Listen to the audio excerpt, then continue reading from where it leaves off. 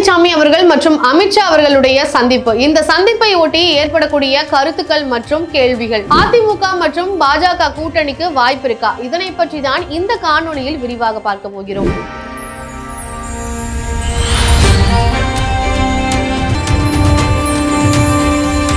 அதிமுக பொதுச் செயலாளராக இருக்கக்கூடிய எடப்பாடி பழனிசாமி அவர்கள் உள்துறை அமைச்சராக இருக்கக்கூடிய அமித்ஷா அவர்களை சந்திச்சிருக்கிறாரு. இது அரசியல் களத்துல ஒரு பேசும் பொருளாக மாறி இருக்கு. கடந்த நாடாளுமன்ற தேர்தலை பொறுத்த வரைக்கும் அதிமுக யார் கூடயும் கூட்டணி வைக்க போறது கிடையாது. குறிப்பா பாஜக கூட கூட்டணி வைக்கவே மாட்டோம், இனி வர காலங்கள்லயும் பாஜக கூட எந்த ஒரு காலத்திலையும் அதிமுக கூட்டணி வைக்காது அப்படின்றத எடப்பாடி பழனிசாமி அவர்கள் திட்டவட்டமா சொல்லியிருந்தாரு. நிலையில இனிமே பாஜக கூட கூட்டணி வைக்க மாட்டேன்னு சொல்லியிருந்தார் எடப்பாடி பழனிசாமி அவர்கள். இப்போ அமித்ஷா அவர்களை சந்திச்சிருக்கிறது ஒரு பேசும் பொருளாக மாறி இருக்கு. அது மட்டும் இல்லாம இந்த சமீப காலங்கள்ல எடப்பாடி பழனிசாமி அவர்கள் அதிமுகவினுடைய முழு முதல் எதிரி, ஒரே எதிரி அப்படின்னா அது திமுக மட்டும்தான், வேற யாரும் எதிரி இல்ல அப்படின்றத குறிப்பிடலனாலும் திமுக மட்டும்தான் எதிரி அப்படின்றத சொல்லியிருந்தாரு. இதுவே பாஜக கூட கூட்டணி வைக்க போறாரோ அப்படின்ற ஒரு சின்ன ஒரு க்ளூவா தான் இருந்தது. அதே மாதிரி அண்ணாமலை அவர்களுமே எங்களுடைய அரசியல் களத்துல எதிரி அப்படின்னா அது திமுக தான் அப்படின்ற மாதிரி குறிப்பிட்டிருந்தாரு. அதிமுகவை பொறுத்த வரைக்கும் நாங்க அவங்க எதிரி கட்சியெல்லாம் ஒன்றும் இல்ல அப்படின்ற மாதிரி அண்ணாமலை அவர்கள் குறிப்பிட்டது. அதிமுக மற்றும் பாஜக மீண்டும் இணைய போறாங்க, கூட்டணி வைக்க போறாங்க வரக்கூடிய சட்டமன்ற தேர்தல்ல அப்படின்றது கிட்டத்தட்ட ப்ரூவ் ஆயிருந்த நிலையில தற்போது பொதுச் செயலாளராக இருக்கக்கூடிய எடப்பாடி பழனிசாமி அவர்கள் அமித்ஷாவை சந்திச்சிருக்கிறது பெரிய கவனத்தை ஈர்த்திருக்கு அப்படின்னே சொல்லலாம். அது மட்டும் இல்லாம பாஜக மற்றும் அதிமுகவோட கூட்டணியை மீண்டும் இன்னும் உறுதி செய்யற வகையில அதிமுகவினுடைய உறுப்பினராக இருக்கக்கூடிய வேலுமணி அவர்களுடைய இல்ல திருமண விழாவில் பாஜகவினர் பலர் கலந்து கொண்டாங்க. அது மட்டும் இல்லாமல் அதிமுகவினரும் பாஜகவினரும் நல்லா பேசிக்கிட்டாங்க அப்படின்றதே ஒரு பேசும் பொருளா மாறிச்சு. இதுவே கூட்டணி அமைக்க வாய்ப்புகள் இருக்கும் அப்படின்ற ஒரு கேள்விகளை எழுப்பியிருந்தது. அது மட்டும் இல்லாம பாஜகவினுடைய செயற்குழு உறுப்பினராக இருக்கக்கூடிய காயத்ரி தேவி அவங்களுடைய மகளுடைய திருமண விழாவில் எடப்பாடி பழனிசாமி அவர்களும் ஹச்ராஜா அவர்களும் சந்திச்சு பேசுறதுமே ஒரு பெரிய கவனத்தை ஈர்த்தது. இந்த இரண்டு நிகழ்வுகளையும் பார்க்கும் பொழுது அதிமுக மற்றும் பாஜகவுடைய கூட்டணியை கிட்டத்தட்ட உறுதி செஞ்சிருச்சு அப்படின்னே சொல்லலாம். அது மட்டும் இல்லாம சமீபத்தில் நடந்து முடிஞ்ச சிவராத்திரி விழா ஈஷா யோகி மையத்தில் நடந்த விழாவில் நிறைய நிகழ்வுகள் நடந்தது அப்படின்றத பார்க்க முடிஞ்சது. நிறைய பிரபலங்கள் கலந்து கொண்டாங்க. அதுல குறிப்பாக உள்துறை அமைச்சர் அமித்ஷா அவர்களும் கலந்து கொண்டாரு. இப்படி பாஜகவினரும் அதிமுகவினரும் அந்த நிகழ்வுல கலந்து கொண்டு உரையாடினது அப்படின்றது இவங்களுடைய கூட்டணியை உறுதி செய்யற வகையில தான் இருக்கு அப்படின்ற மாதிரியான கேள்விகள் அப்பவே எழுந்த நிலையில தற்போது எடப்பாடி பழனிசாமி அவர்கள் அமித்ஷா அவர்களை சந்திச்சிருக்கிறது எதனால சந்திச்சிருப்பாங்க அப்படின்ற ஒரு கேள்வி உண்டாகிருக்கு. அதிமுகவினர் பலர் இது அரசியல் சம்பந்தப்பட்ட ஒரு மீட்டிங் தான் அப்படின்ற மாதிரி தான் குறிப்பிட்டிருக்காங்க. அமித்ஷா அவர்களை சந்திப்பதற்காக எடப்பாடி பழனிசாமி அவர்கள் அவருடைய அப்பாயின்மெண்ட் கேட்டு அந்த அப்பாயின்மெண்ட் மார்ச் 25ஆம் தேதி 3:30 மணிக்கு அப்பாயின்மெண்ட் கொடுத்த நிலையில எடப்பாடி பழனிசாமி அவர்கள் இன்றைக்கு 25ஆம் தேதி சட்டப்பேரவையை அட்டெண்ட் பண்ணாமலே காலையில 9:30 மணிக்கே ஃபிளைட் ஏறி இருக்காரு அப்படின்றதையும் குறிப்பிட்டிருக்காங்க.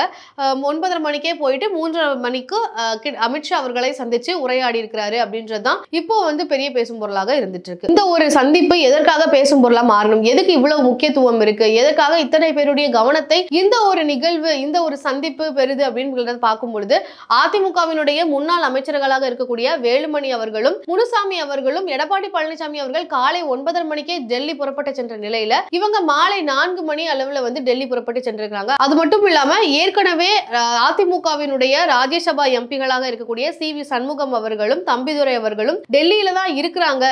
இப்படி எல்லா அதிமுக உறுப்பினர்களும் இந்த ஒரு சந்திப்புக்காக டெல்லி புறப்பட்டு செல்றது அப்படின்றது பெரிய கவனத்தை ஈர்த்திருக்கு.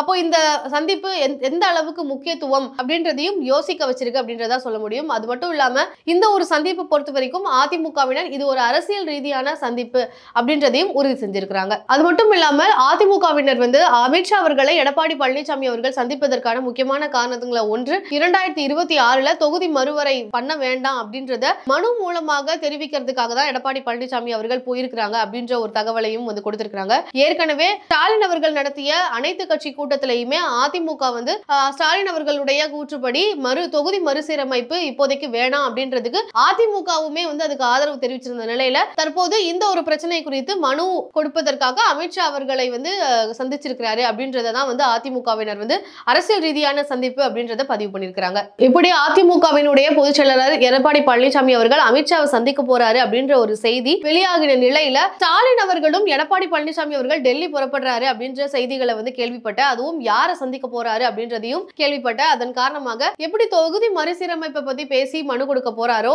அதே மாதிரி இருமொழி கொள்கை மும்மொழி கொள்கை வேணாம், ஹிந்தி திணிப்பை பத்தியும் வந்து பேசணும், ஹிந்தி திணிப்பு பண்ண வேணாம், இருமொழி கொள்கையே போதுமானது, மும்மொழி கொள்கை எங்களுக்கு தேவையில்லை அப்படின்ற மாதிரியும் அதை பற்றியான விஷயங்களையும் அமித்ஷா அவர்கள் கிட்ட எடப்பாடி பழனிசாமி அவர்கள் சொல்லணும் அப்படின்றதையும் நான் வலியுறுத்துறேன் அப்படின்னு சொல்லி ஸ்டாலின் அவர்களும் குறிப்பிட்டிருக்கிறாரு. இந்த ஒரு சந்திப்பை பொறுத்த வரைக்கும் அரசியல் விமர்சகர்களும் அரசியல் ஆய்வாளர்களும் பல தகவல்களை வந்து சொல்லிட்டு இருக்காங்க.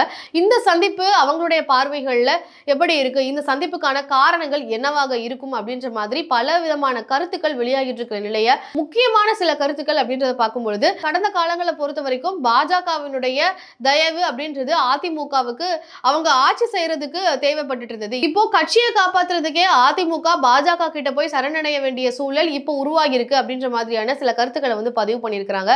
அது மட்டும் இல்லாமல் அதிமுகவினுடைய பிரம்மாஸ்திரமாக இருக்கக்கூடிய அவங்களுடைய சின்னம் இரட்டை இலை சின்னம் வந்து முடக்கப்பட்டுருமோ, அதுக்கு காரணம் வந்து பாஜகவினுடைய அழுத்தம். பாஜக அதிமுகவை கூட்டணிக்கு அழைக்கிறாங்க, பாஜகவினுடைய கூட்டணி அப்படின்றது இப்போ அதிமுகவுக்கு தேவைப்படுது, அவங்களுடைய சின்னத்தை காப்பாற்றுவதற்காகவே எடப்பாடி பழனிசாமி அவர்களுடைய அந்த மாதிரியான நிர்பந்தங்கள் இருக்கிற காரணத்தினால அவர் கூட்டணிக்கு போறாரு.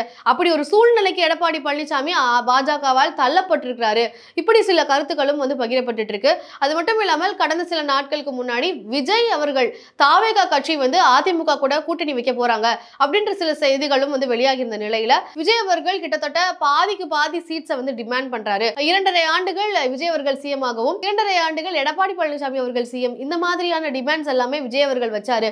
இது அதிமுகவினுடைய கட்சியினுடைய அழிவுக்கு வழிவகுப்போம் அப்படின்ற அச்சத்துல விஜய் அவர்கள் கூட கூட்டணி வைக்கிறதுக்கு பாஜக கூட கூட்டணி வைக்கிறதே மேல் அப்படின்ற அடிப்படையில தான் எடப்பாடி பழனிசாமி அவர்கள் இப்போ அமித்ஷா அவர்களை சந்திச்சு கூட்டணியை வந்து தள்ளி போட வேணாம், இன்னும் ஒரு 7 மாதங்களே இருக்கக்கூடிய சூழல்ல நம்ம எதுக்காக வந்து தள்ளி போடணும், அதனால பாஜகவுடைய கூட்டணியை உறுதி செய்யற வகையில தேர்தல் பணிகளை செய்வதற்காகவே வந்து இப்பவே வந்து அமித்ஷா அவர்களை சந்திச்சு கூட்டணியை உறுதி செய்யற வகையில எடப்பாடி பழனிசாமி அவர்கள் இந்த சந்திப்பை வந்து பண்ணியிருக்கிறாரு அப்படின்றதுதான் இன்னும் சில கருத்துக்களாக பார்க்கப்படுது. அது மட்டும் இல்லாம அதிமுக மற்றும் பாஜக கூட்டணியை குறித்து திமுகவினுடைய நிலைப்பாடு என்ன, இது திமுகவுக்கு எந்த மாதிரியான ஆதாயத்தை தேடி தரும், திமுகவினுடைய சூழல் எந்த மாதிரி மாறும் அப்படின்ற கேள்விகளும் எழுந்த நிலையில திமுக இதுக்கு வந்து வழிவகுக்கும், திமுகவுக்கு இது வந்து ஒரு நல்ல ஒரு விஷயம் தான். அதிமுக பாஜக கூட கூட்டணி வைக்கும் பொழுது திமுகவுக்கு அவங்களுடைய வெற்றியை இன்னும் உறுதி செய்யற வகையில தான் இந்த கூட்டணி இருக்கும். அதிமுக பாஜக கூட கூட்டணி வைக்கிறது அப்படின்றது அதிமுக கட்சி ஒட்டுமொத்தமாக பாஜக கூட கைக்குள்ள போற மாதிரி தான் இருக்கு. அதனால ஒரு வலுவான எதிர்க்கட்சி அப்படின்றது அதிமுகவுக்கு இல்லாத சூழல் உருவாகிரும், இது திமுகவினுடைய அரசியல் பயணத்துக்கு சாதகமாக தான் இருக்கும் அப்படின்ற மாதிரியான கருத்துக்கள் தான் வெளியாகிட்டு இருக்கு. கடந்த காலங்களில் பொறுத்த வரைக்கும் ஒரு ஆளுமை மிகுந்த கட்சியாக இருந்த அதிமுகவை வந்து எடப்பாடி பழனிசாமி அவர்கள் அந்த அளவுக்கு நிர்வகிக்க தவறிட்டாரு. எம்ஜிஆர் அவர்களை போலவோ ஜெயலலிதா அவர்களை போல எடப்பாடி பழனிசாமி அவர்களுக்கு கட்சியை வழிநடத்த தெரியல, இப்படி பல விமர்சனங்களும் எடப்பாடி பழனிசாமி அவர்களை ஒட்டி வந்துட்டு இருக்கிற நிலையில எடப்பாடி பழனிசாமி அவர்கள் இப்போ கட்சியை காப்பாற்றுறதுக்காகவும் 2ஆம் கட்ட தலைவர்களை காப்பாற்றுறதுக்காகவும் தான் இந்த சந்திப்பை வந்து நடத்தியிருக்கிறாரு அப்படின்ற விஷயங்களும் வருது. அதாவது 2ஆம் கட்ட தலைவர்களை காப்பாற்றுறதுக்கு அப்படின்றது வந்து இப்போ தற்போது டெல்லியில கூட பார்க்கும் பொழுது அரவிந்த் கெஜ்ரிவால் அவர்கள் ஒரு முதலமைச்சராக இருக்கும் பொழுதே வந்து அமலாக்கத்துறையினால் விசாரணை செய்வதற்காக கைது செய்யப்பட்டாரு. அவங்களுடைய 2ஆம் கட்ட தலைவராக இருக்கக்கூடிய மணிஷ் சிசோடியா போன்ற தலைவர்கள் எல்லாம் கைது செய்யப்பட்டாங்க, அவங்களையும் குற்றவாளி கூண்டில் வந்து நிறுத்தி வைக்கப்பட்டாங்க. இதே மாதிரியான சூழல் அதிமுகவினுடைய 2ஆம் கட்ட தலைவர்களுக்கு வந்துச்சுன்னா என்ன ஆகும், அதிமுக கட்சி இன்னும் உடைவதற்கான வாய்ப்புகள் அதிகரிக்க தான் செய்யும். அதனால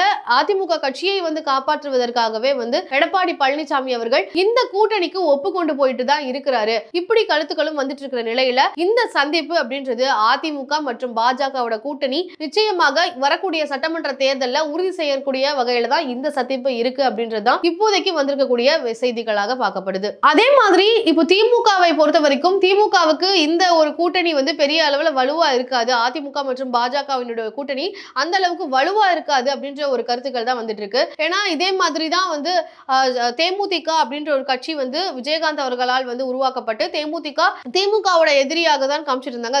திராவிட கட்சிகளுக்கு ஒரு மாற்று அரசியலாக தான் தேமுதிக இருக்கும் அப்படின்ற மாதிரி சொல்லிட்டு இருந்தாரு. ஆனா இப்ப அதிமுக கூட கூட்டணி வைக்கும் பொழுது அவர் ஒரு வலிமையான எதிர்க்கட்சியாக வந்து உருவெடுத்தாரு. அதே மாதிரியான சூழல் பாஜகவுக்கும் அதிமுகவுக்கும் நடப்பதற்கான வாய்ப்புகள் இருக்குதானே அப்படின்ற கேள்விகள் வரும் பொழுது அந்த கேள்வியை பொறுத்த வரைக்கும் அதிமுக தேமுதிக போன்ற அந்த கூட்டணி, அந்த வலிமையான கூட்டணி பாஜக அதிமுக இப்போ இருக்கக்கூடிய அதிமுக சூழலுக்கு வாய்ப்பில்லை அப்படின்ற மாதிரியான கருத்துக்கள் தான் வெளியாகி இருக்கு. இன்றைக்கு அமித்ஷா அவர்கள் எடப்பாடி பழனிசாமி அவர்களை சந்திப்பை பொறுத்த வரைக்கும் இவர்களுடைய கூட்டணியை ஒட்டி பல கருத்துக்கள், பல கேள்விகள் எழுந்திருக்கு.